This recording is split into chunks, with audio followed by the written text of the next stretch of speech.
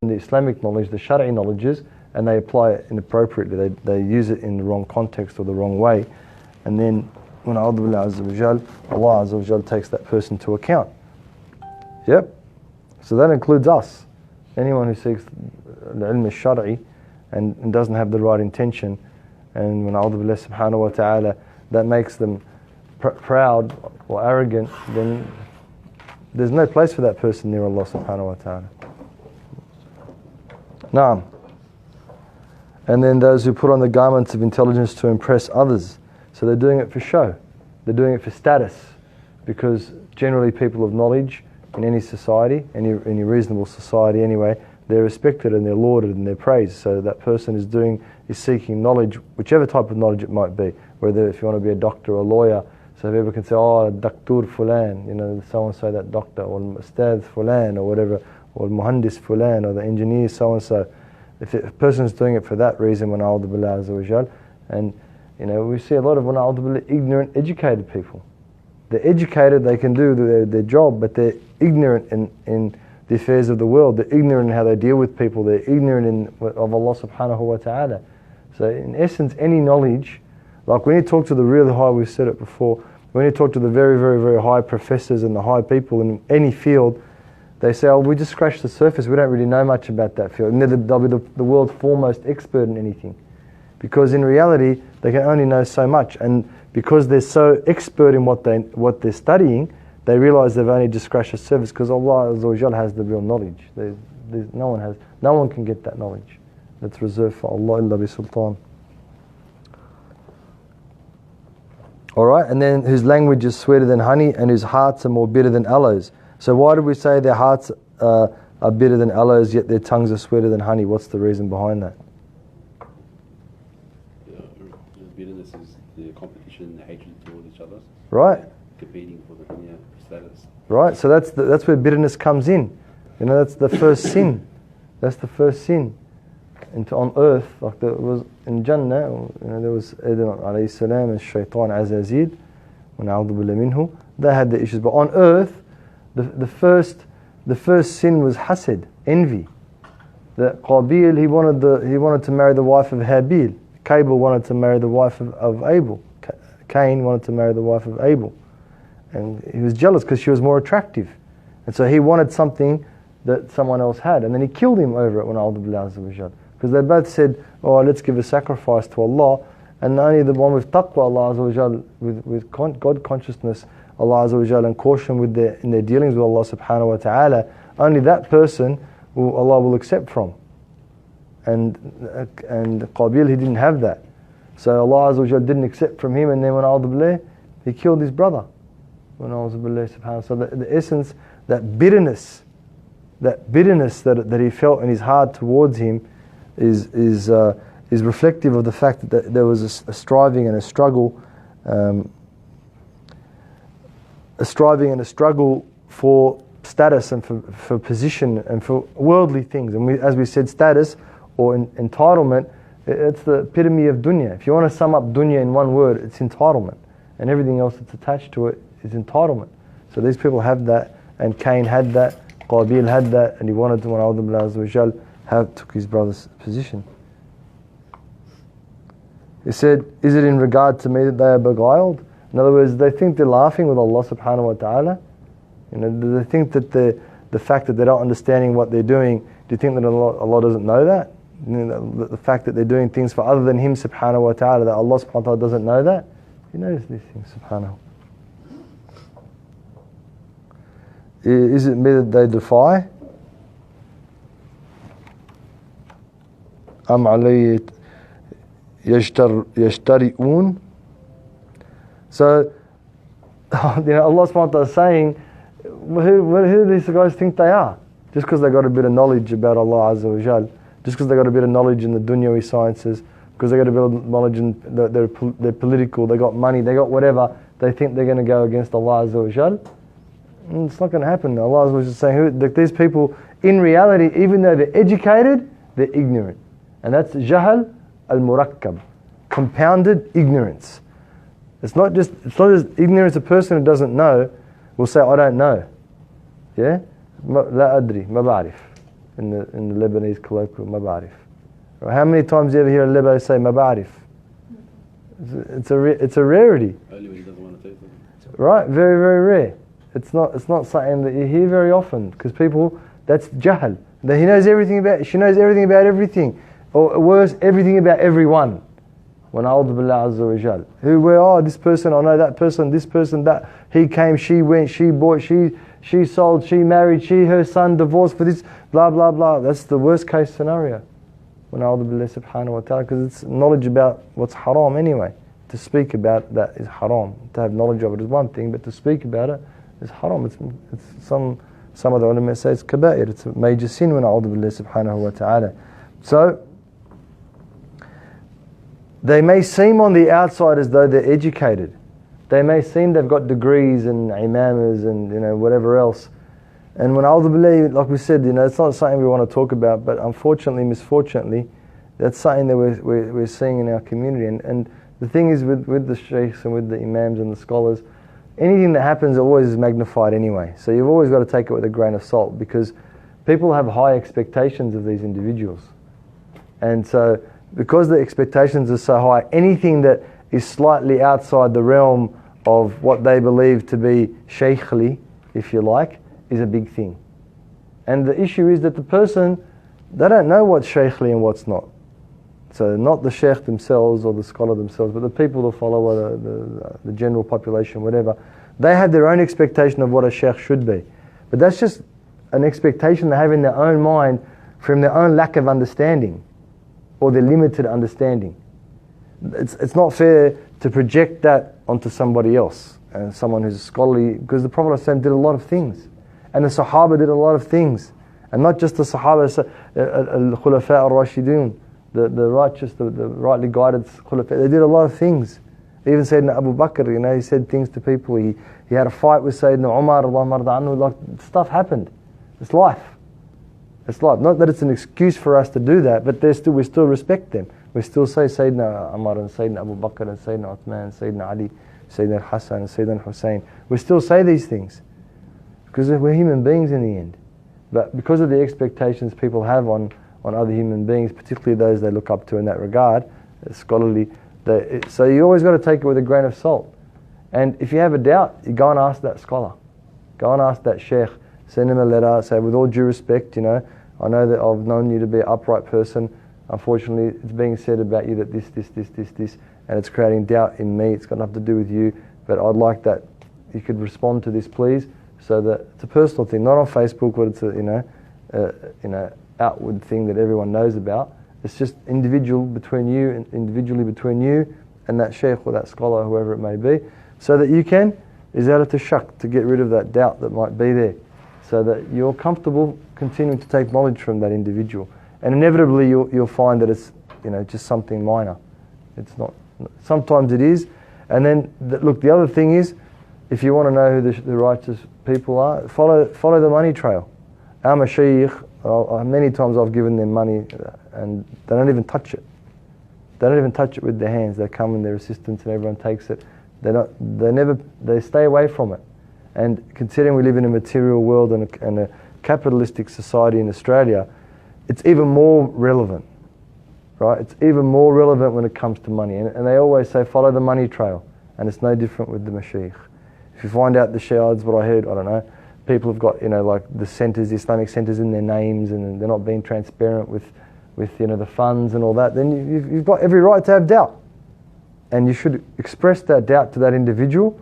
And if they can't, they can't remove that doubt, then you've got to make whatever decision you believe is in your best interest for a say to Allah, for progression to Allah, and for the next life.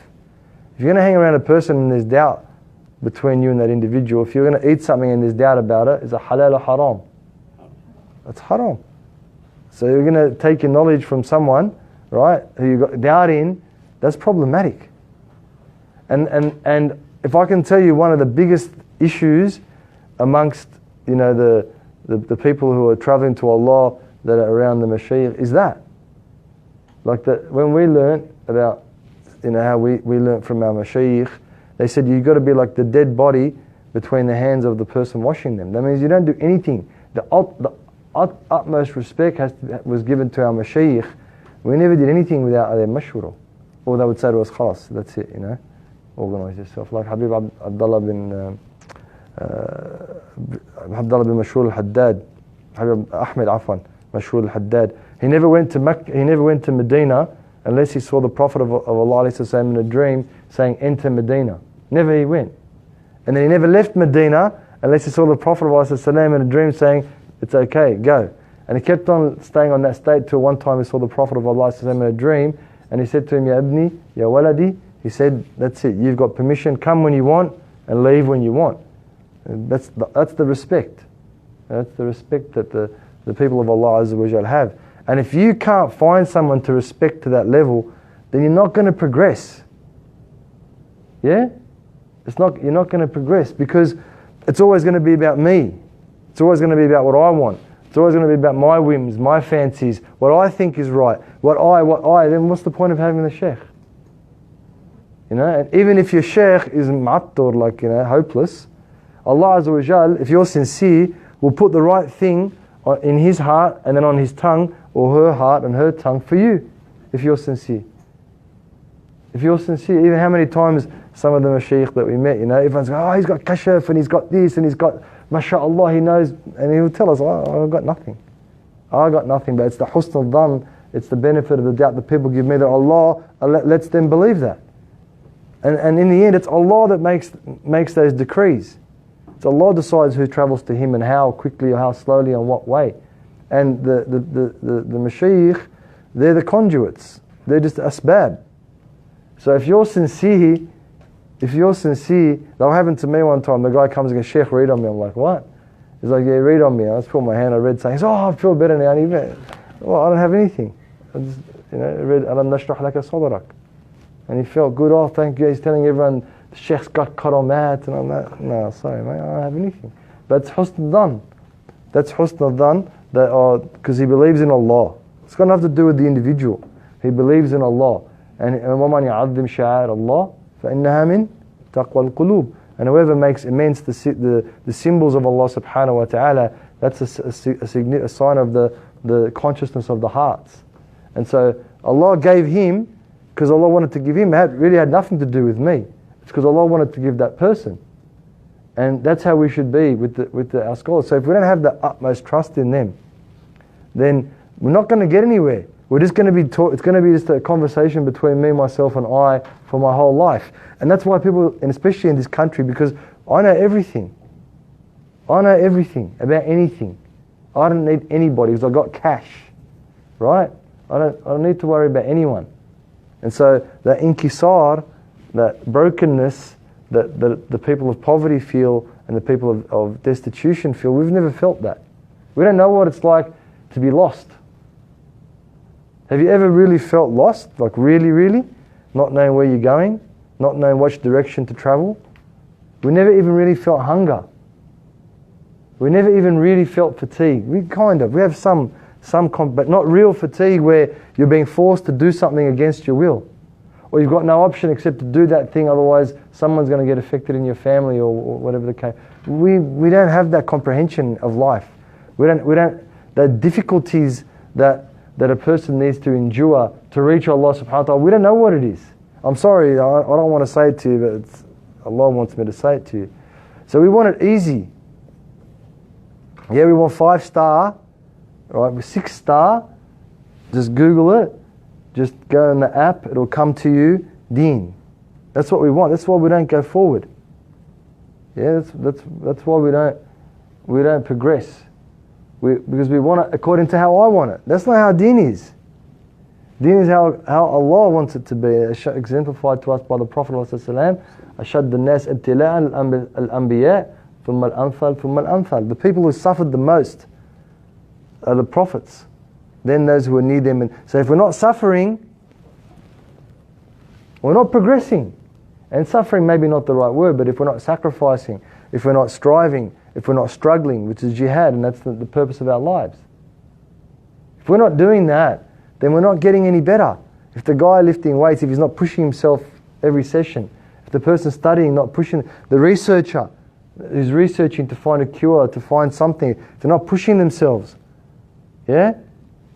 There's no improvement, the comfort zone. So we just live in that zone and we're never going to go forward, and we're not. And then the Shaykh tells us saying is a million excuses. A million excuses. At least a million, if not more. And then, don't worry about it. I'll just do what I think's right. And it's to our own detriment. It doesn't work that way. So that's why you've got to find those people of Allah subhanahu wa ta'ala who you throw yourself to absolutely, and no matter what they say, you're ready to follow. And it's the antithesis of what we're taught in education. Critical thinking. Yeah, I'll use my critical thinking to get to that point. Does that make sense? So the critical thinking is to work out, is this person someone who's trustworthy? When I come to the conclusion, yes, khalas then. If they do one thing that makes me doubt, then I should ask that person. But it shouldn't be critical thinking all the time. I'm critical of, I already made that decision. I'm actually being critical of my own decision-making process and the decision that I've taken to say that person's trustworthy then. So it's no longer critical thinking, it's paranoia. It's second-guessing oneself, which is doubt. And that's the realm of the shaitan, subhanahu wa ta'ala. So critical thinking has its limits. It's not the be-all and end-all of education to critically think.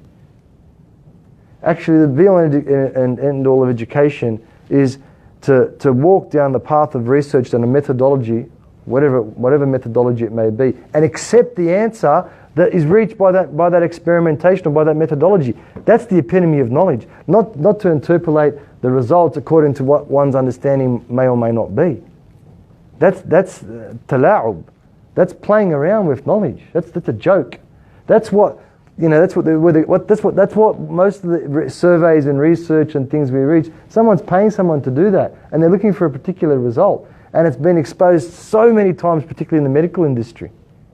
So many times. Even in the car industry, they do recalls. They know it's bodgy. There's other pressures, financial pressures. So we need to transcend that, and it's not an easy thing to do. That's why I don't mention, it's the first time I've ever mentioned it over how many years. Because it's not easy. It's not easy to give up oneself for Allah Azza wa Jalla in that way. It's not an easy thing to do. It's a very, very difficult thing to do. But those who can do it, they're the people that will, they're the people that will reach quicker. That's the path. That's the quick path through the people of Allah subhanahu wa ta'ala to reach. They marry, they divorce, they do everything in their lives. In the old days, they sell their goat, they sell their chicken by asking their sheikh. Everything they do in their lives, who they're going to marry, they're not going to marry, they get the mashura. And then sometimes sheikh said, just do whatever you have to do. Pray istikhara. You know what's best for yourself. I think it's this. But if we don't get to that stage, we're still going to make it, inshallah, but it's going to be a tough, arduous, difficult, slow, one step forward or two steps forward, one step back, going around in circles path. And frankly, no one would accept that. If you went to go buy the latest phone and they told you got to do it, dance a jig and jump around, and your credit card, no, that doesn't work, and you got to do that, and sorry, we're going to get it from here. Even if you order it and it comes slow, you straight away get on and put a bad review, and you wouldn't accept that for your material things, especially because we expect everything straight away. So how can one accept that for their purpose in life and their purpose in the next life, their spiritual progression? So everyone's got to work on that themselves. I don't want to say any more about that unless anyone has any questions, because that's the secret. That's the secret. Tadla. How do you so if you're going to ask all the sheikhs, like all your affairs and all that, how do you also respect the sheikh's time? You just ask. He'll. It's up to him, because it's an amana on that person as well. So if that you ask, and then he'll tell you, I'll get back to you. Sometimes this is always regularly happens to me. I ask a question and I don't get an answer directly from the sheikh, but Allah sends me an answer in another way. So it's not necessarily that's what I'm talking about. That's what it's about. It's not about that person. Who's that person? No, with all due respect to all the human beings that ever existed, except the Anbiya and the Prophet ﷺ. They're human beings, it's Allah we're going for. The Sheikh's nothing in that, he is, but he's not, if that makes sense to you. He just helps you along the way. He's not the goal. Right, he's not the goal. He's not the goal. The goal is Allah Azza wa Jal. And Allah uses whoever and whatever He uses, subhanahu wa ta'ala, to help you. So heaps of times, probably the majority of the time, you don't get an answer directly back from the Sheikh, but Allah will show you the way anyway. Allah will tell you in other ways how and where and whatever else. So that's, you know, for you is just to ask. And it happened at the time of the Sahaba. The awe and the haiba of the Prophet ﷺ was so great that one Sahaba, he had a question 2 years. He's sitting in the majlis, in the gathering of the Prophet. He never asked the question of the Prophet ﷺ. 2 years. 2 years he didn't ask.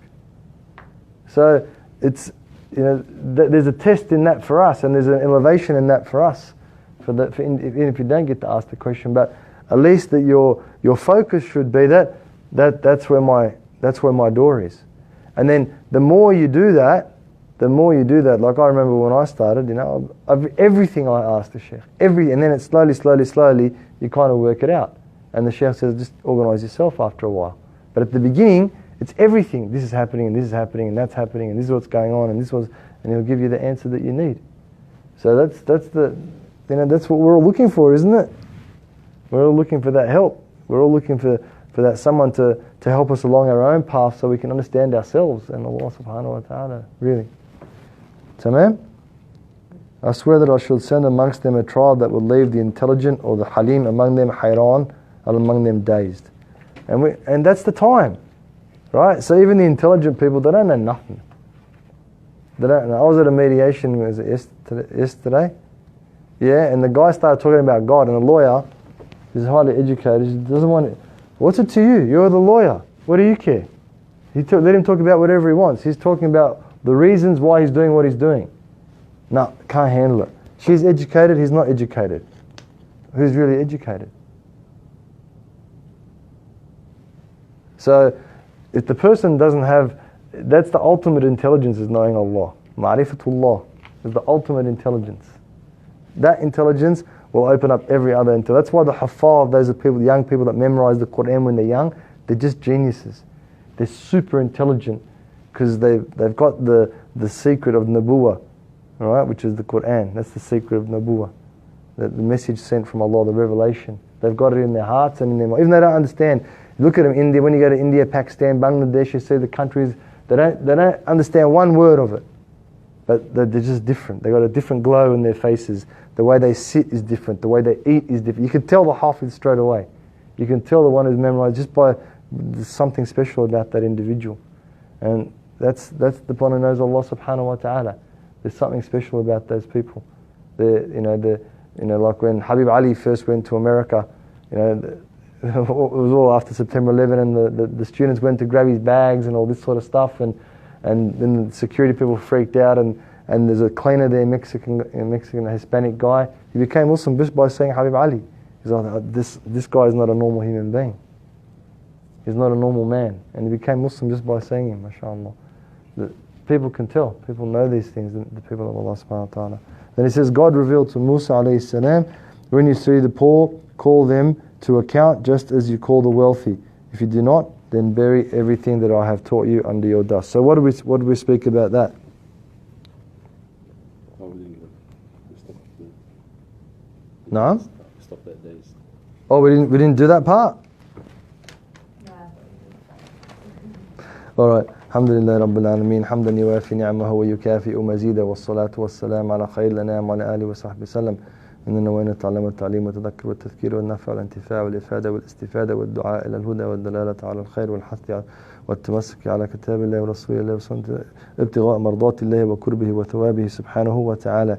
Praise Allah subhanahu wa ta'ala, the beneficent bestower of bounties and favours and mercies and compassion, and our Lord Most High, to send copious and unlimited and eternal blessings and salutations upon our beloved Prophet Sayyidina Muhammadin sallallahu alayhi wa ala alihi wa sahbihi wa sallam. They're saying today we acknowledge the traditional owners of the land in which we teach and learn, and we pay our respects to the elders past and present. They're saying today is the first day of Rabi' al-Awwal, which is the birth month of the Prophet of Allah alayhi salam. And as much salawat, always we should be making salawat on the Prophet. This is a special month for us.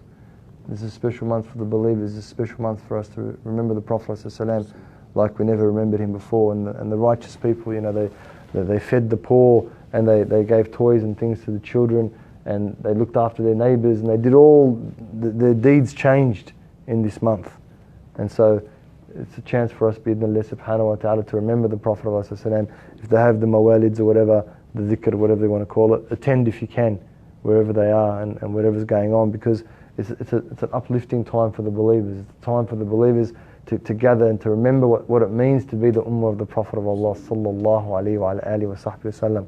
And you know, we know that all the prophets, they asked Allah subhanahu wa ta'ala, let us be, that we don't want to be prophets, just let us be from the ummah of the Prophet Muhammad alayhi afdal salatu wa azka taslim wa ala alihi wa sahbihi wasallam. So it's a big deal to be who you are. It's a big deal to be an ummati, as they call them, from the ummah of Sayyidina Rasulullah alayhi salatu wasalam. And you know, it's a time to pay our respects to the Prophet of Allah. Don't worry about all that other rubbish about people, what they're saying about bid'ah and all that. That's all just junk. Don't worry about that. If they don't want to go, they don't have to go. But you should go. If they say it's whatever, that's up to them. Now one time, this guy wanted to marry this girl. This brother wanted to marry this sister. And they're both pious, righteous people. She was a revert and he was, long-time Muslim. She didn't have a wali amr because her parents are non-Muslims, they're against her being a Muslim, whatever. So she went and asked one of the so-called sheikhs. She said, I want to marry this guy. And then they asked about who he was, and they found out who he was. And then that so-called sheikh said, I don't allow people of different aqidah to marry. Oh, wait a minute, aren't we all Muslims? And what's the difference? And then she's explaining to the brother, and he's explaining to me, that the people who do mawalid and all those things, people who follow certain paths in reaching Allah Azza wa Jalla b'turuq, they're not the same aqidah as other people. Wait a minute. They're not Ahl Sunnah wal Jama'ah aqidah. What are you talking about? They think it's kufr. They think that a person, this is what they were saying, so that's what I'm getting to. They were saying because a person is involved in a mawlid, then they have a different aqidah. That's a huge error. That's a huge error. I don't talk about errors very often either. That's a huge error. Even if it was haram, even if mawalid, iftaradna, and we said it was, it doesn't change your aqidah. Yeah, it doesn't change a person's. There's no difference in aqidah. But the fitna in these people saying it's bid'ah, they're truly ahlul bid'ah. Wa na'udhu billahi subhanahu wa ta'ala. Because to say that someone else is not of the right aqidah means they're not Muslim. It's takfir in a subtle way. Wa na'udhu billahi subhanahu wa ta'ala. And then I said, brother, say this and this and this to her. And she didn't know. She's a new Muslim. She's got no idea. She's been Muslim a few years, but she had no idea. She didn't know. And then, then I challenged her. I said, I don't know, that's what they're saying. So what about that? What about this? Oh, they're Sufis. So what if they're Sufis? Is it haram? No, you don't like them. Well, they do mawlid. Okay. Is it haram? Okay, even if it's haram, it's not kufr. It's not kufr to do. So that's why don't worry about what all these other people are saying. Did you have a question? Did you have a question? Right, so don't worry about all that stuff. You do what takes you to Allah. You do what uplifts your spirit and brings you closer to the Prophet of Allah sallallahu alaihi wasallam in accordance with what the scholars who you trust tell you what to do. Don't worry about all this other stuff. Don't let the doubt and the naysayers, they call them. I don't know how to explain that in like the naysayers. People say, nah, you can't do it. Nah. That's what naysayers are. The doubters. Right? Don't listen to them. Because they're just going to bring you down. They're losers anyway. Sorry, but khusran. Allah uses that word in the Qur'an. They're losers anyway. Why do you want to associate with losers? Find the winners. Find the people who are professional Muslims and do what they want to do. Follow those people. And don't worry about all that other stuff.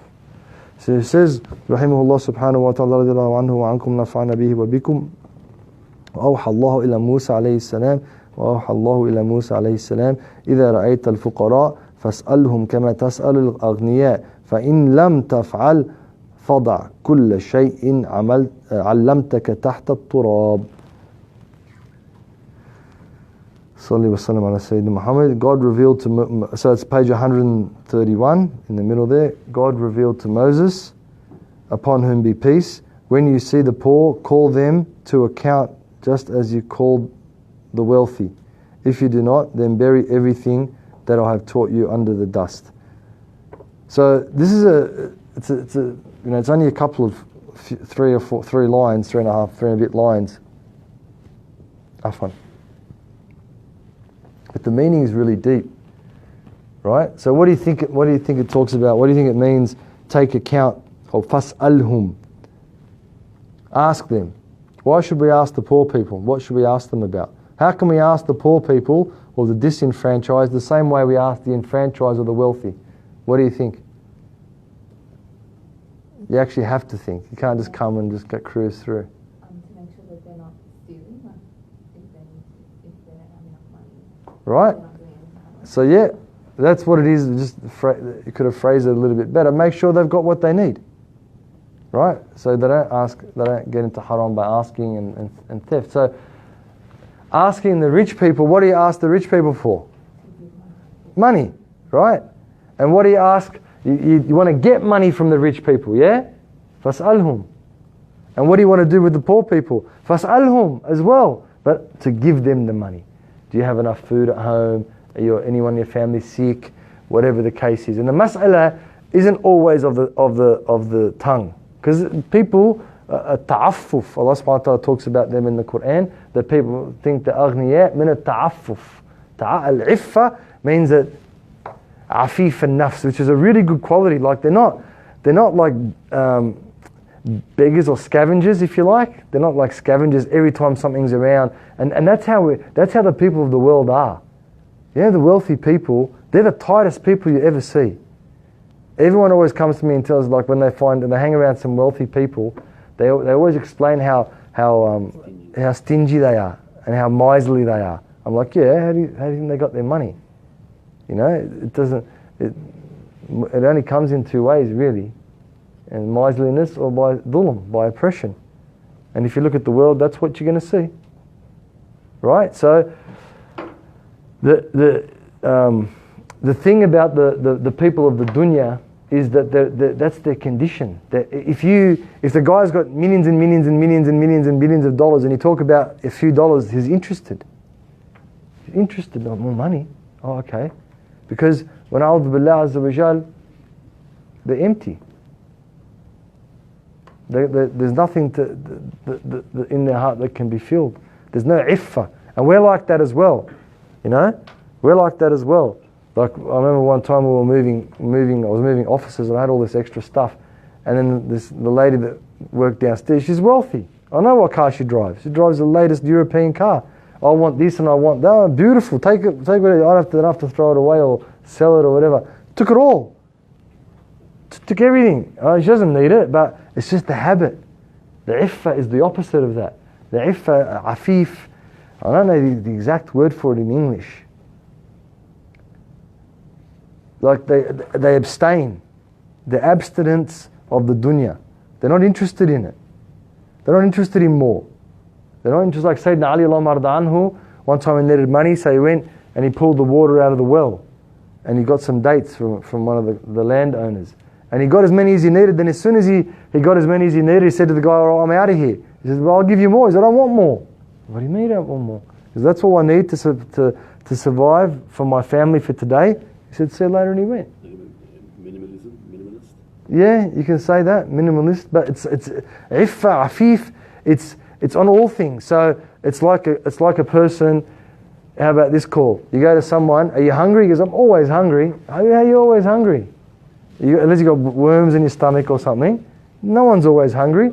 But there's no iffa because he's getting a free meal, or he's going to eat something that he wants to eat, or whatever the case might be. Or the iffa in terms of sexuality. Someone's always looking at men or always looking at women. You're married. What are you looking around for? No, ma fi iffa. Do you have a question? The translation says chaste, modest, decent, honest. Right, so that's when it comes to the iffa, the sexual connotation of it. But it's more broad than that. So it was chaste, honest, decent, modest, right? So that's when it comes to the sexual stuff, right? Or the guy doesn't have enough cash to get married, right? Or the sister's not ready to get married, and yet they're around looking, talking. There's one brother was telling me the other day, he's infatuated with a married sister. They're both Muslims, they're good Muslims. Yaqi, take it easy. No, he's infatuated. Habibi, I'm talking to Habibi. How are you talking to a married woman? It's haram if someone's engaged to go and approach his fiancée. Mabarak, they're engaged, married for how many years, oh, she's not happy. I mean, it's not your problem if she's happy or not happy. And can't get it out of his head. Can't get it out of his heart. Why? Because there's no abstinence of the dunya. There's no iffa. It's no we want whatever we can get. We want whatever we can get. Oh, job promotion? Yeah, I want it. But maybe it's going to destroy you though. Yeah, isn't that what happens with job promotions? We're working at a job, earning this much money. We're alhamdulillah, we're doing other things in life. All of a sudden we go for that promotion, can't spend time with the family anymore, can't do this, can't do that, can't go there. Might have money, but can't enjoy it. Like one of the guys I worked for one time, he had a Porsche. Oh, and I want to talk to him. You know, he's a boss and I'm at work and I'm young. Oh, how's the Porsche? You drive it all the time? Oh, hard to get to drive it. So what? If I had a Porsche, I'll sleep in it. What am I going to do? You know, especially when we were younger, two-door, convertible, this, that. What do you mean? He goes, oh, you know, I'm always working. I go, bro, my car's $500. That's how much my car was worth. My car's worth $500. Every weekend I go somewhere, take the wife and we go for a drive. You know what I mean? Like, because that's how it is. When you want to reach that level, when you want to have that status, you've got to maintain it. And sisters complain a lot about that. I hear a lot of, oh, he's never around. All right. Well, he can't give you the lifestyle that you want, you know, Coach and Gucci and whatever else, Dolce and Gabbana and whatever, and then you want him to be at home all the time. It doesn't work. Doesn't pay attention to me. The guy's hammered. He's working 10, 12-hour days. Seriously, one time we went to this lady's complaining about her husband. We went to their house. The living room's bigger than this room, twice the size of this room, and it's all glass all the way around, overlooking the water. I'm like, are you serious? What do you want? You drive like this car and you live this lifestyle. What do you want the guy to be? A horse, a stallion, when he's at home every day? It's not going to happen. You can't have it. You can't have both. You can't have everything. You can't have everything. It doesn't work that way. So that's the effort to say that I'm abstaining from it. I know it's no good for me. I want to buy the latest sports car, but how much is it? You know, like those super cars, those super sports cars, you know, like Lamborghinis and all that. You know, they don't have brake pads. They got discs. The brakes, it's a drum, and they changed the whole drum. To change it is $20,000. Oh, do your research. Google it. Don't look at him. Google it. Right. So everyone's $20,000. It's $80,000 to change the drums. Is that what they're called? The brake drums. Discs. They're not discs. They don't have discs. They're drums. They're different types of brake. So you want a Porsche or a Ferrari, or don't worry about Ferrari, Lamborghini, all that. You need to have a lot of money. You need to have a lot of funny story. One time this guy came, and we're on the topic of Ferraris. He's a client. He came. I didn't know what car he had. You know, he's parked out the front, and then he forgot it. He's, bro, I got no money. Give me a discount. I thought, oh, the boss got no money. He gave him a discount. Then he forgot an original document. I went down to look for him. I ring him on the phone. He goes, I'm here. The guy's driving a Ferrari. Wait a minute. This guy said he's got no money. Then I go to knock on the window. He's got it, but he can't maintain it. The window's broken. He can't roll the window. I have to put the paper inside the window because it can only open this much because you can't afford it. Why are you driving? Just get something else. No. I have to have. It ruin your life. And have you seen those guys with those cars? There was one of them. We knew. We used to go a long time ago. He has to carry the kit of cleaning the car in his boot, and if a bird dropped on it or something, just pull over to the side. I'm not joking. Pull over to the side of the road, clean it. Get back in the car. We're with him. What can we say? It's a beautiful car. Don't get me wrong. It's an amazing vehicle. Amazing. But do you own it or does it own you? You know, so that iffa. Yahi, I don't want a Lamborghini. You what? I don't want $1 million. What's $1 million going to do for me? What's $1 million going to do for me? What's $10 million going to do? What's $1 billion? What's it going to do for me? That's iffa. To say that, know it, mean it. Live by it.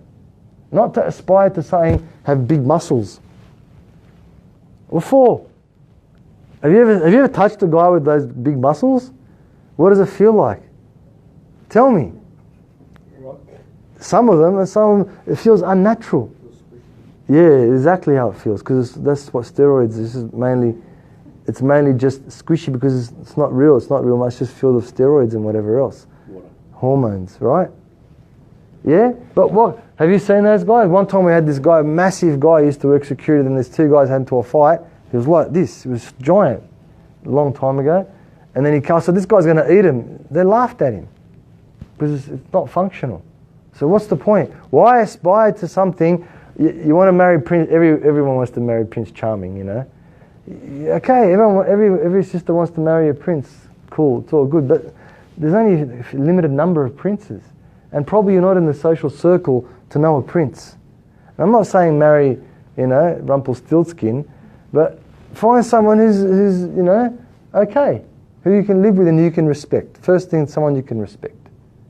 First thing, if you can't respect the bloke, find someone else. Number one, you have to be able to respect him. That's the main thing. If you can respect him, you're in. And then you can work the rest out, if it works out or not. So, iffa. I don't want to marry so-and-so princes and you know, the weddings. You know, Bridezilla? I've seen hundreds of them because I do the marriage ceremonies.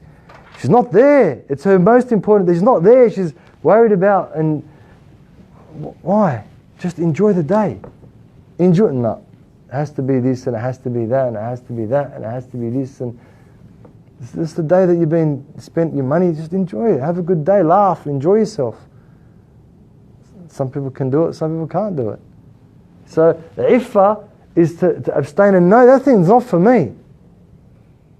To know that thing, it's not for me. I cannot do that. I will not do that. There's one brother that we know. He never, ever goes to shopping centres at night. Ever. Never. He knows he's got a weakness. He only goes to the shopping centres. They know what's at shopping centres. Do you want me to explain it to you? Right? He doesn't go to those places when people are dressing up and doing it. He never goes to weddings either. He knows he's got a weakness. Never. He's sorry, brother. I can't go there. He knows it's his weakness. It's it. He just does not do it because that's where he's weak. Iffa. And if you ask him to tell you, so like if you know him, no, it's not to tell strangers. But if you know him, you say, no, it's not good for me to go there. It's not good for my deen. It's iffa. It's the general definition of it. But it's used in terms of wanting money. Now, we haven't got that. Yeah? Like the lady who took I had an old fridge or whatever. It's junk. It's junk. I was going to just give it away. I had to carry it around because I can't throw it. It's haram. It's functional. Yeah? Drives a new Mercedes and it's got money and whatever. She took it because no iffa. Because there's no abstinence from anything that comes from the world. We love it. And that's where the hoarders and those types of people come in. You know, they've got stuff from 1968 and it's useless and it doesn't work. But no, I've got to keep it. Papers and receipts and bus tickets and all sorts of crazy stuff. There's no iffa, the abstinence from that thing. So, you know, if we can get that quality, we're a long way to Bidnillah Azza wa Jal to Jahiluna Aghniya min al-Ta'af. That's the one. Right? So that's the abstain from it. They don't go and ask people. That's what that one's about. They don't go and ask, oh, I need money, I need this, I need that. They don't go and do those things because they're relying on Allah. Their reliance is on Allah subhanahu wa ta'ala. And they know Allah Azza wa Jal will. And if you talk to them, they'll act as they got heaps of money. They'll act as they never need money. Because that's what they're not acting that way. That's how they are.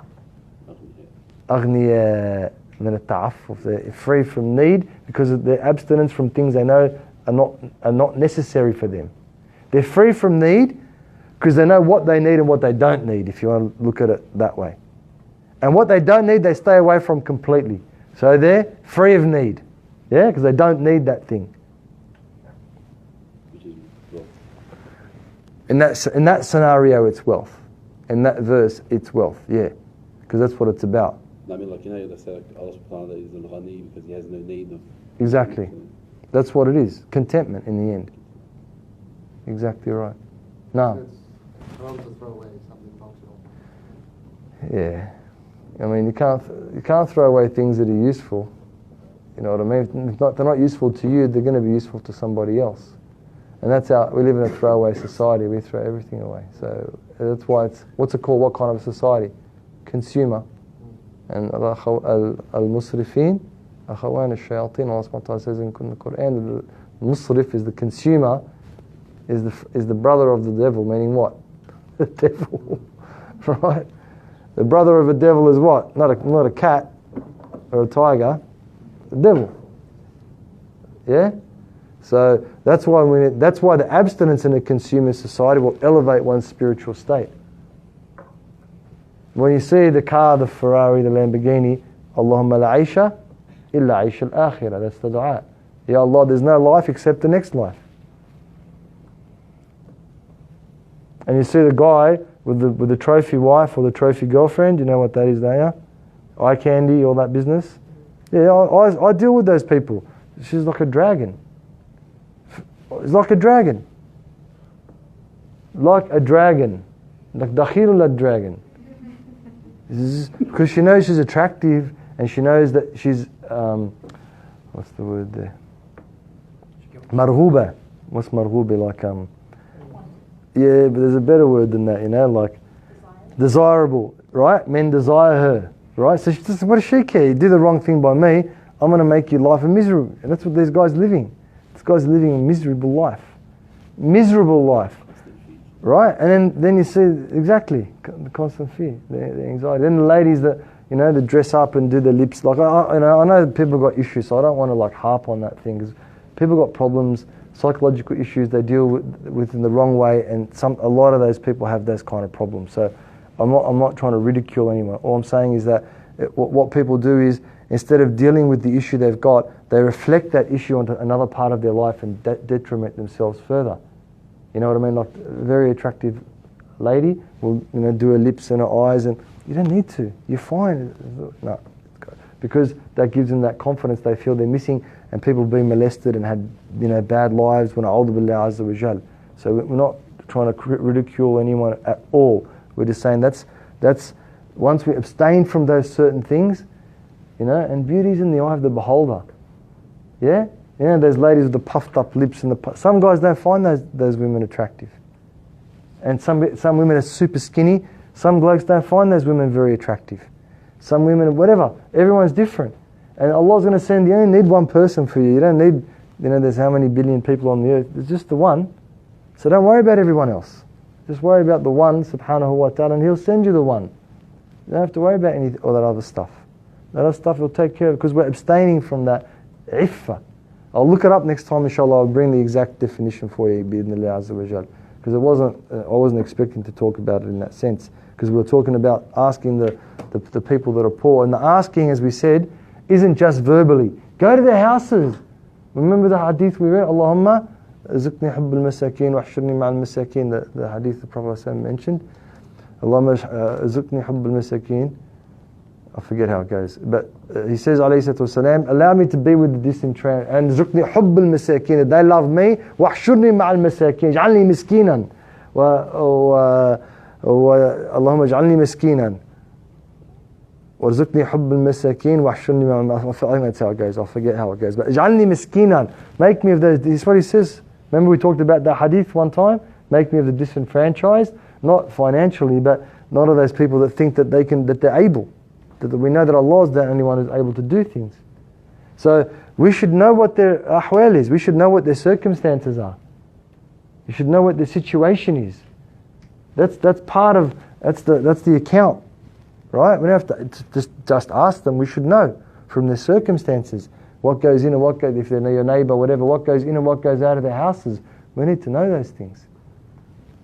And same as we ask the wealthy, if you do not, then bury everything that I've taught you under the dust. That's what he's saying to Sayyidina Musa alayhi salam. In other words, what's the point of all that knowledge you've got if you're not beneficial to the people? خَيْرُكُمْ خَيْرُكُمْ لِأَهْلِ. The best of you is the one who is best to his family. And ahli doesn't just mean wife or ahl. Ahl has a wider connotation.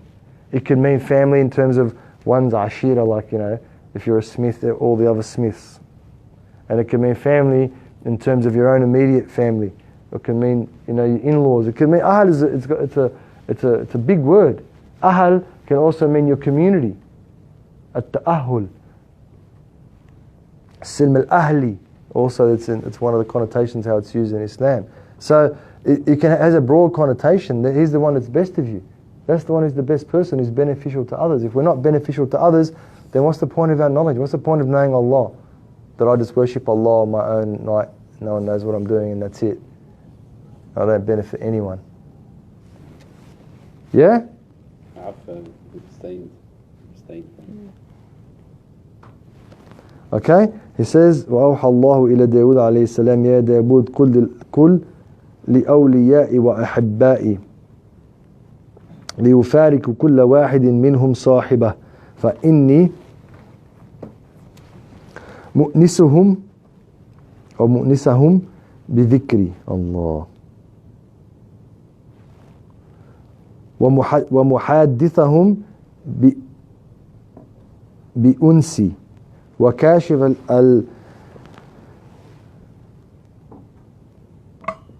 وكاشف الحجاب فيما بيني وبينهم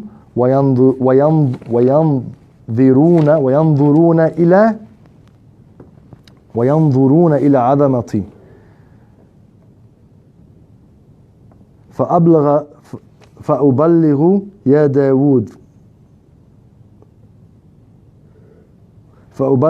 داود عني أهل الأرض أني حبيب لمن أحبني وجليس لمن جالسني ومؤنس لمن استأنس بي وصاحب لمن صاحبني ومطيع لمن أطاعني ومختار لمن اختارني الله فهلموا إلى كرامتي الله ومصاحبتي ومعاملتي فأنا الله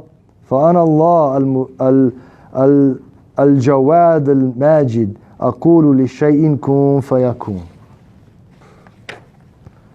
So that's what Allah Azza wa Jalla said to Sayyidina Dawood, and God revealed to Dawood, upon whom be peace, O David, tell my friends and beloved ones to forsake their companions, for I shall comfort them with my remembrance, speak to them intimately, and remove the veil between myself and them, that they may behold my glory. Speak of me, O David, to the people of the earth, and tell them that I am the lover of the one who loves me, the companion of the one who sits with me, the comfort of the one who seeks comfort in me, the friend of the one who befriends me. I obey the one who obeys me, and choose the one who chooses me. So come to be honored by me, keep my company and deal with me. For I am Allah, I am God, the liberal, the glorious. I say to a thing, be, and it is. Wow. That's extraordinary. So if you had any doubts about what we heard, if you had any doubts about what you understood, if you had any doubts about what you were told, if you had any doubts within yourself, that what Allah Azza wa Jalla told Sayyidina Dawood alayhi salam, right? That removes those doubts. It's the remover of the doubts. And in particular, in the times in which we live, if we can live by what Allah Azza wa Jalla told Sayyidina Dawood, then we'll be successful, we'll be happy, we'll be content, irrespective of the possessions we have or we don't have, because we'll be fulfilled as human beings. And spiritually, we'll be complete in that sense, bi-idhnillah subhanahu wa ta'ala, in our Sayyid Allah Azza wa Jalla. And the completion of one's Sayyid Allah subhanahu wa ta'ala is not to reach the goal, it's to be on that journey. It's the constant struggle, that's the completion of it, that's the perfection of it. Because the goal, haqqul yaqeen, is what? Death. That's the goal, right? Strange as it may seem. In reality, I mean, the goal is to reach Allah Azza wa Jal, but one will never know the true reality until the death comes. That's the ultimate in that sense. So he says, وَأَوْحَى إِلَى دَاوُودَ عَلَيْهِ السَّلَامِ. Yeah, maybe we'll just do the first bit and then we'll continue it next time, inshallah Azza wa Jal. وَأَوْحَى اللَّهُ إِلَى دَاوُودَ عَلَيْهِ السَّلَامِ يَا دَاوُودْ كُلِّ أَوْلِيَاءِ وَأَحِبَّائِ. So he says, say to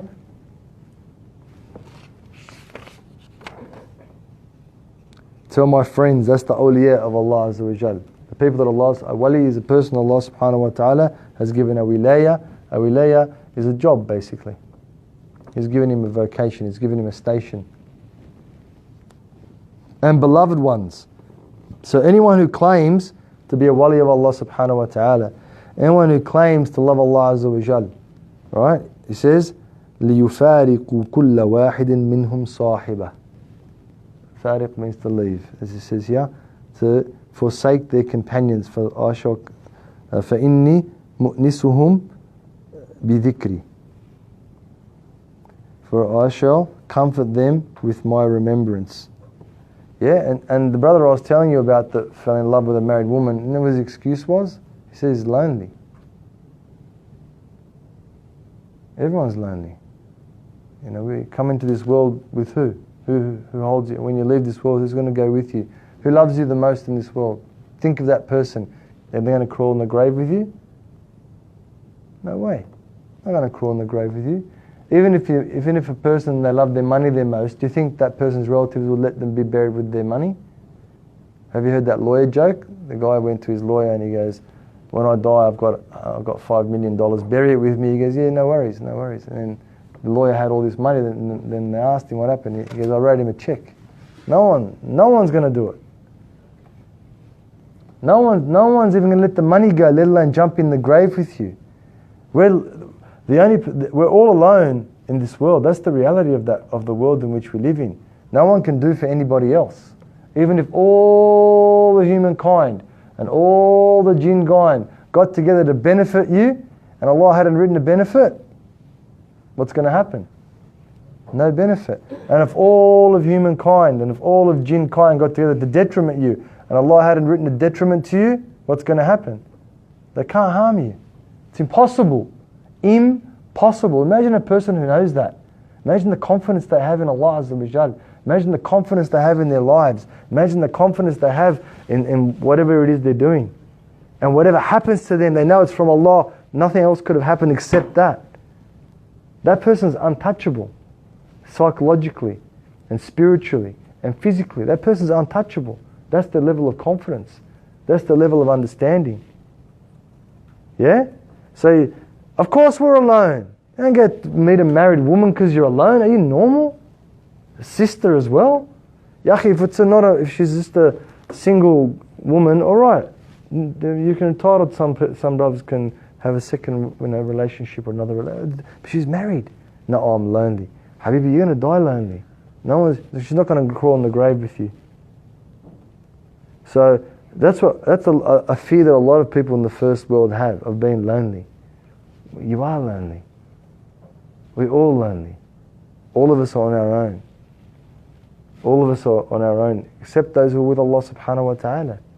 Those with Allah Azza wa Jal, everything, as the hadith says, that when Allah subhanahu wa ta'ala loves someone, what does He say?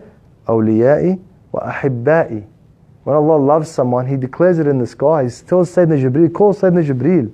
I love so-and-so. Oof. I love so-and-so, like that's you. Allah mentioned your name in the malak, saying, I love that person. Tell everyone. And all the angels tell everyone, all the people, Ahl as-Sama', the people of the inhabitants of the skies, and it ends up filtering down to the inhabitants, and when they see you, they say, Allah loves that person. They know you. They know you. Like the irhas that came for the Prophet ﷺ the 6 months before Nabuwah, everywhere he used to go, the rocks, Salam alayka ya Rasulullah, Salam alayka ya Nabi Allah, the trees, everything, they know who he is. They know. Because they're in full obedience. We're the only, us and the jinns are the only thing that disobeys Allah. Everything else obeys Allah. We're the only mukallifeen, faqalain, whatever you want to call it. As Allah subhanahu wa ta'ala refers to it. The things that have the option to do good or bad. So why are you lonely? Why are you lonely? Even there's a hadith, if you ever lose something in the desert, Ya ibadallah, ahbisu. That's we live in a world that's full of things we don't want to understand. There's jinns and there's spirits and there's angels and there's all these helpers that Allah Azza wa Jal, even if there isn't, Allah will create something to help you. Like that's Allah. He will create a creation to help you if He decides to do that. That's why at the end of the hadith, what does it say? At the end of this hadith we're reading, what does it say at the end? Right. Kun fayakun. That's Him. Subhanahu wa ta'ala. What are you going to mess with Him for? Just accept it. Accept it.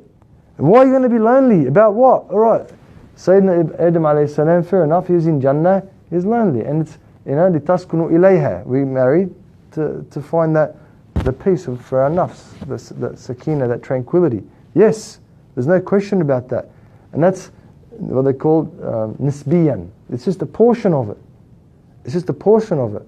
But it's from the ayat of Allah subhanahu wa ta'ala. So really we marry for Allah so we can get closer to Allah. It's a portion of that. So don't feel lonely.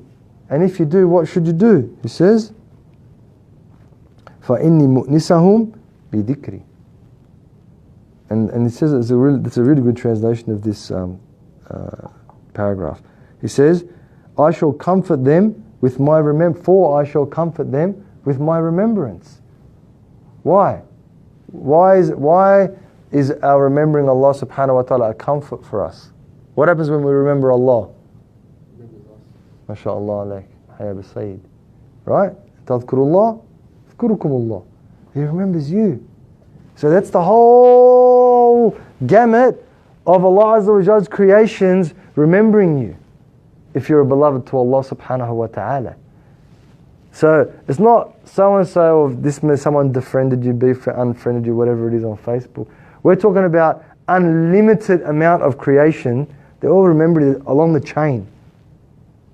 You with me? So you're not really alone in that sense. And you're not really lonely. But it's because the eye of Iman isn't fully open.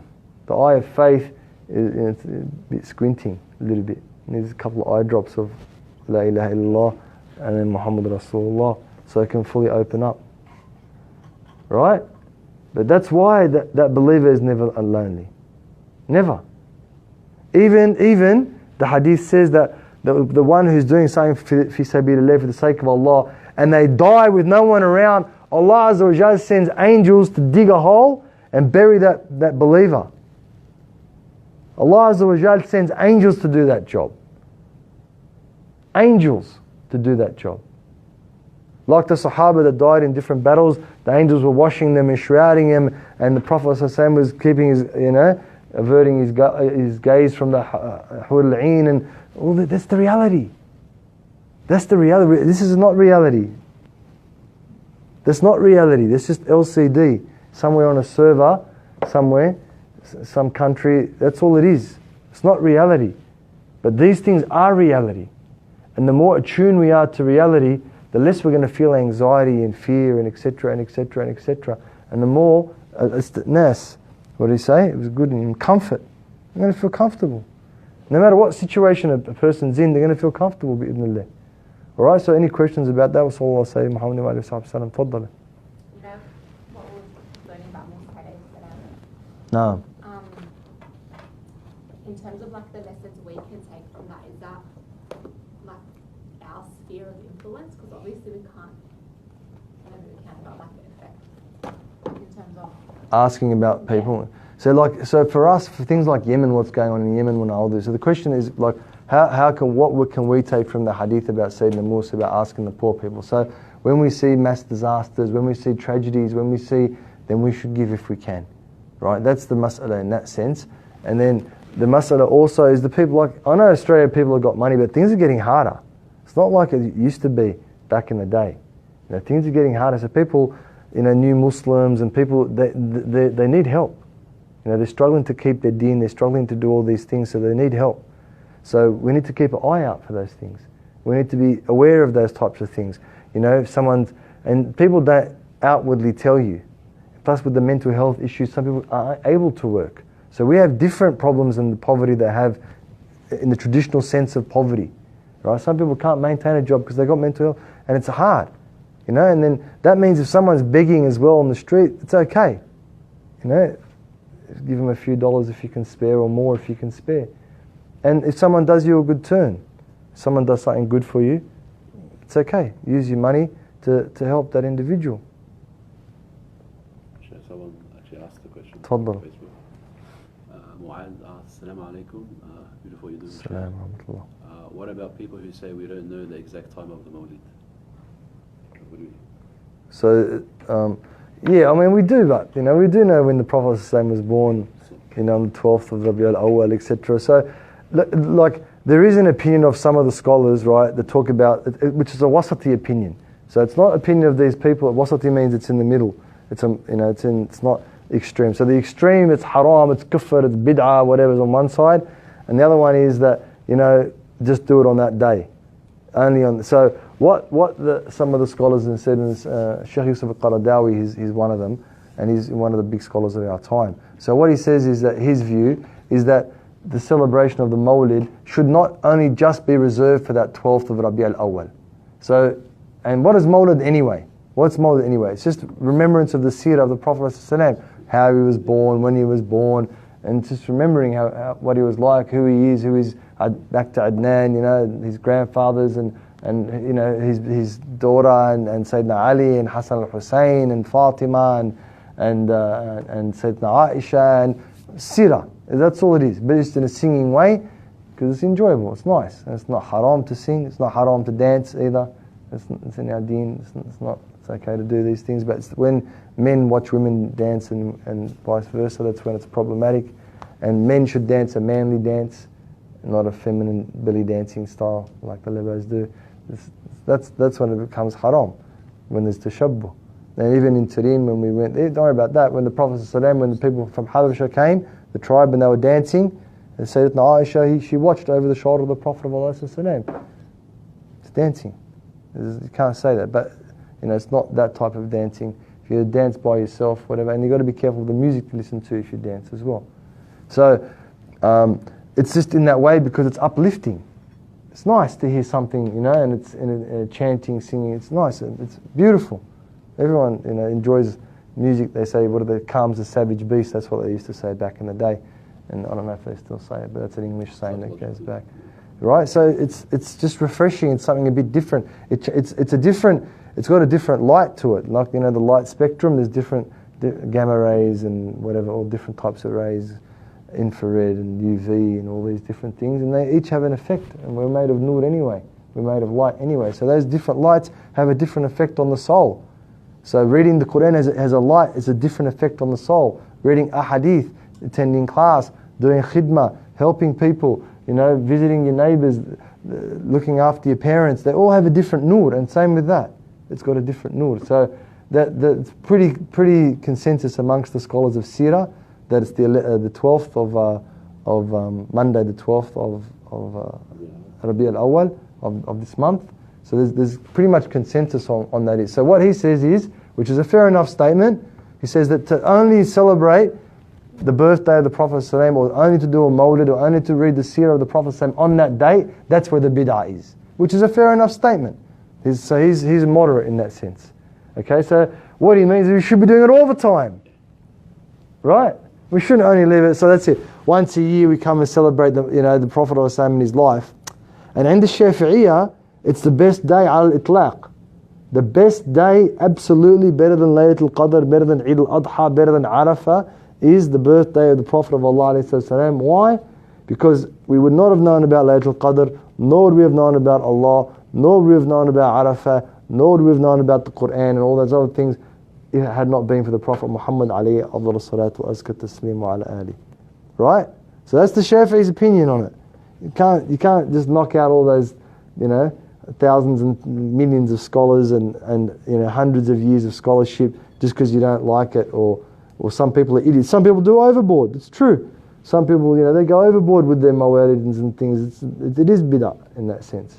But we're not talking about those types of mawalid. We're talking about the mawalid where people, they just recite, someone with a nice voice recites something about the Prophet's life, or a qasida. Qasida meaning a spiritual song, if you like, or a poem that's sung. There's nothing wrong with that whatsoever. Now people start bringing funky instruments and that, all right, that might be a little bit different. If there's mixing, that's different. People smoking cigarettes or whatever, that's different. People, all the other stuff that gets into it is a bit different. So hopefully that answers that individual's question. If it's not clear, ask again inshallah, and we'll clarify a little bit more.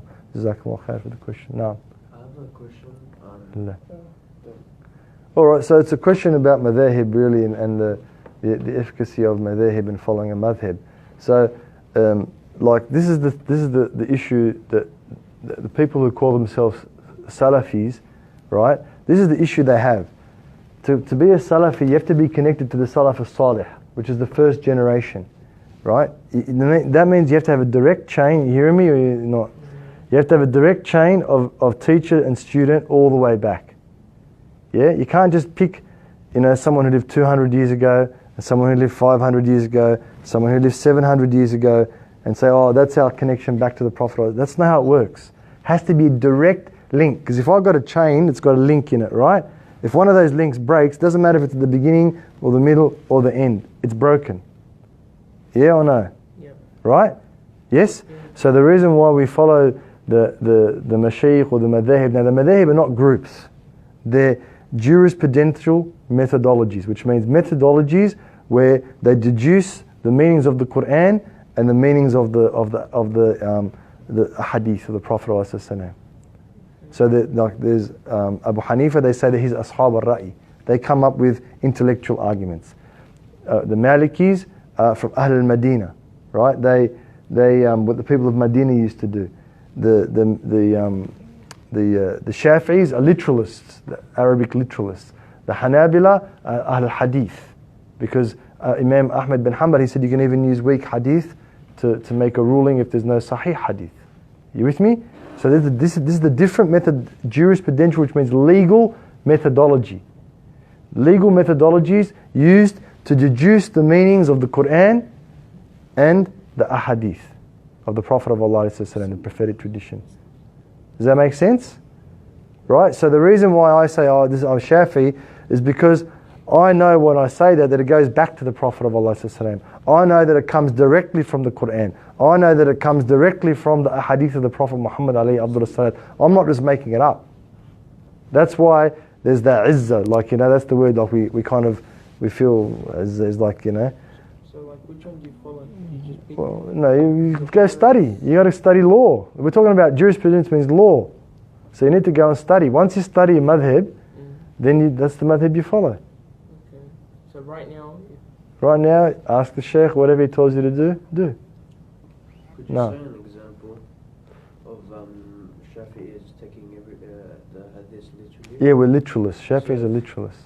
For example, I'm a Shafi'i, so if I touch or graze a woman, I have to do all the... Firstly, it's haram, so don't go around doing it. How if it's just... That's it. إِذَا لَمَسْتُمُ النِّسَاء. Teach her something. Yeah, or you're giving change or getting change or something at the cashier. One time my teacher was giving me a sheet and then I accidentally touched her hand. That's I'm right. Like, no, it's Jum'ah, I pray after this. And then she goes, what's wrong? And I'm like, I touched her hand accidentally, and what's wrong with that? She follows different madhab. Yeah, that's right. So that's it. And Right, so that's the difference. So you've got a madhab that you learn, so you stick to it. You haven't learned, so you've got to find one, and you can't just follow your desires, because that's what it's about. Deen is, it's law, right? In essence, the first part of it is to learn what's halal and haram. That's the first part of the travel. And if you're not legally qualified, it doesn't work. So that's why we follow the sheikhs. And then otherwise you learn your madhab. Like when I first started, the sheikhs I started with in Australia were all Hanafi, so I was a Hanafi. And when I went to Yemen, they were all Shafi'is. And I asked them a sheikh, I said, look, these are all Shafi'is, I'm a Hanafi, I'm doing different things. Like Hanafis don't do the qunut after in the second rak'ah of Fajr, they all did it.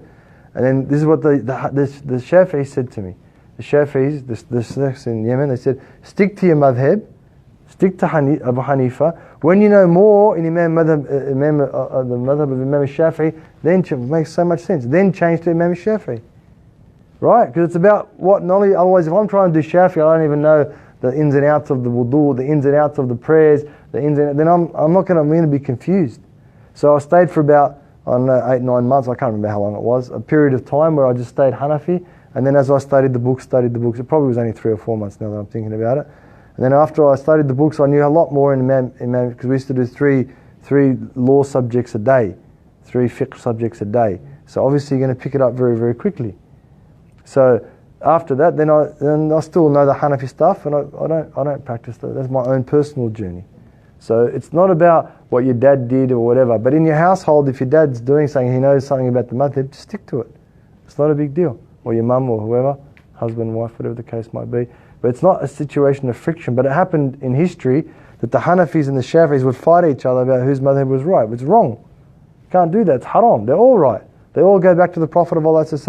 It's a different way to deduce legal reason, legal deduction of masail, of rulings from the primary sources being the Qur'an and the Ahadith. Not the Qur'an and Sunnah, the Qur'an and the Ahadith. What if you follow a certain like madhab, but when it comes to a certain like ruling, you think a different madhab sounds more right for you? Okay, so in Yemen, they're all Shafi'is, and there's rules about water, a little bit of water, a lot of water, all these types of things. It's a bit complex. But the Malikis, they have water is water. That's it. If it's water, it's water. If it smells like water, looks like water, tastes like water, feels like water, it's water. Heaps easy. But that's their madhab. You stick to what your madhab is. Because if you keep flipping and flopping and changing, then you're going to lose your deen completely. Unless you got a specific difficulty. For example, rennet. You know rennet? It's in cheese. Very hard to find cheese that doesn't have rennet in it. Yeah? And the Hanafis, it's completely jaiz. There's no worries with rennet. They say it's not part of the animal. Yep. And then in Shafi'is say it's haram because it's part of the animal. So you can't eat it. So if you were to go eat somewhere and there's only cheese, or there's cheese pizza, you know the laham, the meat's not halal, but you're going to eat the cheese, and you've got to take the rukhsah of the Hanafis in that situation. And pretty much you have to, because most of the cheese is with some there's animal rennet, there's some there's non-animal rennet as well. So there's two different types. I'm not saying what's more comfortable for you. I'm saying if something just sounds more correct. Even if it sounds more correct for you, stick to your madhab. Once you learn your madhab, you stick to the madhab, even if it sounds more correct. Unless you speak to your shaykh and he says, and you say your situation, he says it's okay for you to do that. Yeah? Yeah. Like myself and the Hajj, we were reading the book called Abi Shuja', and then it's about when we say the tahiyyat in the prayer, afwan the Ibrahimiyya, Allahumma salli ala Sayyidina Muhammad, or Allahumma salli ala Muhammad. So there's a hadith that says la tusayyiduni fi salat. Don't say Allahumma salli ala Sayyidina Muhammad in the salat. But this Imam Abi Shuja', it's a fiqh book of Shafi'i book. He says no, that hadith is batil.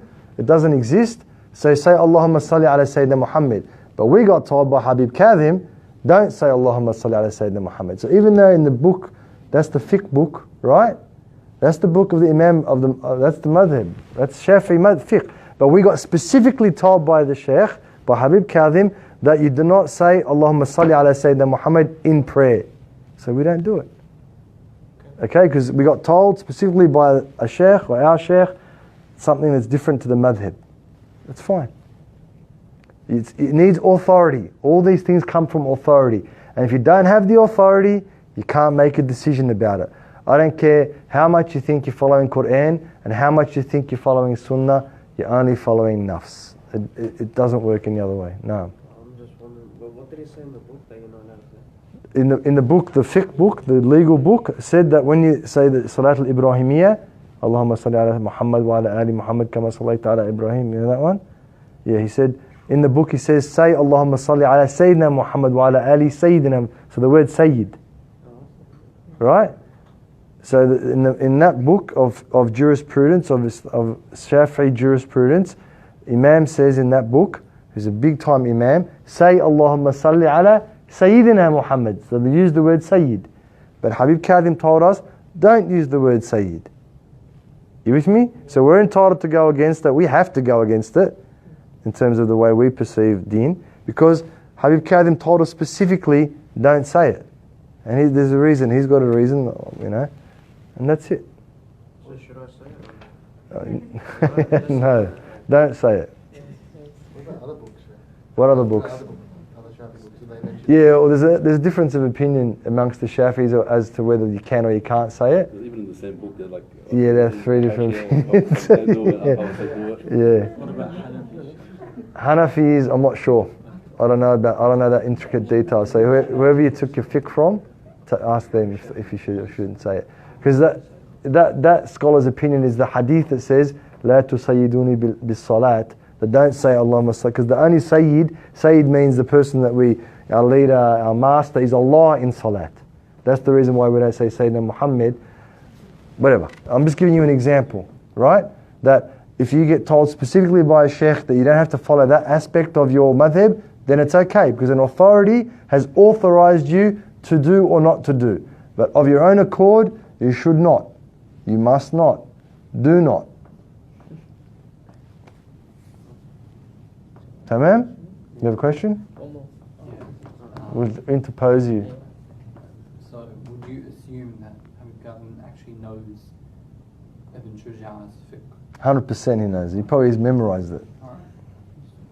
And so It's not an assumption. I know he knows it. Yeah. Alright. And so you just leave it as it is. Well, Ask about it. Does it arise the curiosity? let's go back to you and your curiosity. Let's go back to what we said at the beginning. He's the Shaykh. Khalas, bro, I'm dead between his hands. I don't question. Yep. Oh, that's me. I've already worked out. Firstly, I've worked out that is this guy legit or not legit. Now, that took me a while. It took me a long time. When I worked out he's legit, khalas, I don't have any problems anymore after that. Why am I worrying myself every single day about the same question? Do I love my wife? Every day I've got to think about it. Do I love my wife? Khalas, I love her. Sure, every day I've got to convince myself of it. I shouldn't have to. Do I love my mum? Do I love my dad? Do I really want to be whatever I'm doing? Do I want to wake up for work? Do I want to have eggs for breakfast? Khalas, I've decided that's my dietary pattern. Do I want to do that exercise? I have to have like a formula to go through every day. That's something else. Right? So if you said jump off the building, I'll jump off the building. That's me. I don't know if that's anyone else. But if Habib Kadhim was there and he said, jump off the building, I'll jump off the building. Because I know that there's khair in it for me. I know he's not going to tell me to do anything that's haram first. I know that. Because I've spent time with him and been around him and whatever else. So he's not going to tell me to do that. But I'm saying if that was the case, I know there's something there for me. Maybe I'm going to fly if I jump off the building. Because I know there are awliya and salihin that fly. I've studied them and who Sahibkum al-Sha'rani, he's from Misr, right? He talks about it in his books. He's got books how he flew, how he went, and he talks about it. It's written there. And that book's been around for 300-400 years. Why have they made him into a liar? Why have they made him into an apostate? Why have they made him into whatever? A sahir, a kahin? Because that's it. It's undeniable. Was it fly or was it flow? Was it fly? Flew. He flew. Right? So, what? That's why we learn. That's why we learn about these things. To know when, where, but that's the next step. And it's not easy. It's not easy to say whatever. Like I know for when the Habib told me come back to Australia, I didn't want to come back to Australia. I cried for 10 days straight. 10 days, every day, whenever I was saying happened, I would just cry. For 10 days, 20 hours of the day I was crying. I don't want to come back, but that's the best thing for me. That's what they told me to do. That's what you do. That's the way to reach Allah Azza wa Jal. That's how you do it. It has to be that point. But you've got to be ready to do it. Yeah, you can't just pretend you're ready to do it, because then you're going to fall and you're going to fall on your face and you're going to lose doubt. You're going to lose faith you're going to have doubt and lose faith in Allah. So it's not that you just do it just because I'm telling you to do it. What I'm saying, that's one of the aspirations that you have. That's an aspiration, and you work to reach that point. It's not like you wake up in the morning, that's it, whatever the Shaykh says today I'm going to do. No, it's not like that. It's the deductions and the formulas and the asking and the doubting and the suspicion and all these other things that go along with it, to the point when you say, no, that's it. But up until that point, you still do what you need to do. Yeah? You hearing me? You need to do what you need. For everyone it's different. Like I said, some of the students, they go to Habib Umar's house, they sit there 6, 7, 8 hours all night. One of the students to go throw rocks at his house. That's it. They got ahwal, they got situations between them and Allah subhanahu wa ta'ala. That's their hal, that's their state. You know what I mean? So, and then Habib Ali, for example, he used to come and say, Habib Ali, everyone likes him for some reason, subhanAllah, it's the thing that Allah's given him. And then he used to come to the dawah, and then he used to come and give his speeches. Look, I know you all love me, I love you all. Just don't give salams. Just leave me to walk in this. I'll give salams in your heart, and I'll return in your heart. And then the guy used to come and just attack him. There'd be 300 people kissing, 300 people, no lie, kissing his hand. If Habib Ali walked in the street, there'd be 300, 400 people following him, just walking in the street.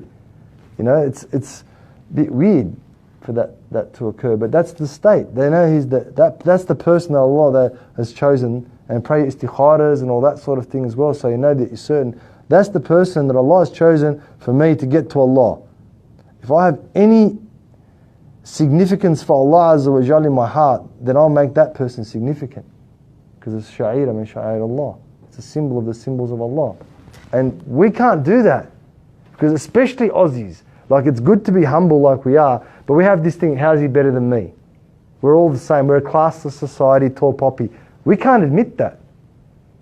We can't admit, even if you compliment someone in Australian culture, yeah, I got, what do you mean good on me? What do you mean it was good? What are you talking about? Why? Why is it good? We're suspicious of people that tell us we've done something good. Is it true or not? Is if someone compliments you, then you get suspicious? You know, alhamdulillah, that's good. Maybe you're not real Aussie then. That's how it is in Aussie culture. What do they say? If you give someone a compliment, what do they say? You're doing what? Don't say, what are you doing in my pocket? We know that story. Right? We know what they say, what you're doing. What does that mean? Maybe ladies don't have it. I hope they don't. Anyway, right? That's the nature of the culture. So we can't do that. I can't give up what I believe for that's the way the culture's bred. Right? That's the way. It started off from how it started off as a penal colony, and that's how it's continued to go. And the ramifications when you throw a little stone in the pond, the ripples keep going to the end of the pond, no matter whether you can see them or you can't. Whether you can see them or you can't, they reach the end of the pond. That's what the science says, right? As long as the stone's enough force, and the force of white people, whatever colonialists coming to Australia, is still being felt by the First Nations people. Still, you can't tell me that ripple is not there. So we live that, we breathe that, we eat that, we think that, we feel that, and that's why we can't give it up. That's why it's hard. And Americans have a different. Like the Americans, they're just, plain arrogant because they rule the world. Why should they give it up? So it's a different thing. And the British, again, they know it all. They know everything. No one can tell them anything. You with me? So every culture's got their own. Lebanese culture's just about the cash. If you got cash, you're someone. If you don't, you're no one. Egyptian culture, it's about the education. Indonesian culture, it's about your status, your bloodline, and which family you're from. There's every people's has that thing that prevents them. That's why it's asabiyya. He talked about the tribalism, alayhi salatu wasalam. He talked about these different things to break us away from that, so that we can evolve past that to Allah subhanahu wa ta'ala. And it's not an easy thing to do to break away. It's not an easy thing to do to break away. That's why we're reading the hadith about, if you're going to break away, this is where you go. All right. So, any other questions? Do you want to come back to your question? We interposed. I need someone to clarify the rulings about instruments. Yeah, instruments we can use for that. Yeah. Well, so the instruments that you're using, what are you using? The duff and the ney. Yeah, they're all jays. They're both jays. They're fine. And sometimes people use the gambas, the guitar. Yeah, there's a broad spectrum of different opinions of the scholars when it comes to musical instruments. Even people like Imam Ghazali say that, and he's like, he's a big timer of the big timers. He says that if the musical instrument is used that brings a person closer to Allah subhanahu wa ta'ala, then that's permissible. That's what he's saying. So, with the exception of the specific horns that bring the shaitan. So there's some horns, some horned instruments. I'm not musically based, so I don't. Yeah, but not all of them, because the ney is wind and the ney is okay. But the specific ones, and I think they're the horns, that they're the ones that bring the shaitan. So that's the kind of cut-off point when it comes to what's haram. But like I said, a lot of the people they take with what Imam Ghazali says. And the other thing is, if you want to listen to that music, if the music's talking about haram things, like taking drugs or stealing or fornicating, to listen to haram things is haram. So if it brings you closer to Allah or not, or shooting people, or whatever it might be, whatever the song's about, then if it's about anything illicit, anything haram, then it's haram to listen to it, whether you believe it brings you close to Allah or not. It doesn't. Tamam? Okay? Tadla. Oh yeah, so the question about someone in their job, they're cooking non-halal food. So as long as it's not pork, the majority of food in Australia is meat in Australia is halal anyway. It's about 80% of the chicken and 80% of the lamb and beef is halal anyway, because most of it is made by these huge companies that have massive amounts of land and farms and things like that, and it's about a $22 billion industry, the halal export industry for Australia. So it's one of the big industries, and so what they've been doing over the past 12 or 14 years, 15 years, is they've been exporting, and there's a lot of money in it. So what they do, instead of having two what they call lines, one halal line, one non-halal line, they just make it all halal most of the big places.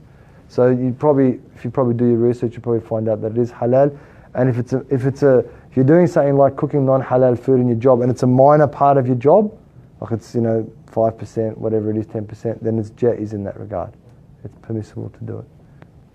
No. Just one last picking up. Yeah, again, because it's pork and ham is different, because it's haram mutlaqan. It's absolutely haram. There's no, So we're not allowed to. you should stay away, prevent it. Now, if it's part of your job, again, it's only a small part. You can do it in the meantime, but you shouldn't be handling those sorts of things, and you should be having those discussions with your employers, saying that, look, I can't do that type of thing because it goes against my religious beliefs to handle that. But it's a nijis anyway, as far as we consider it.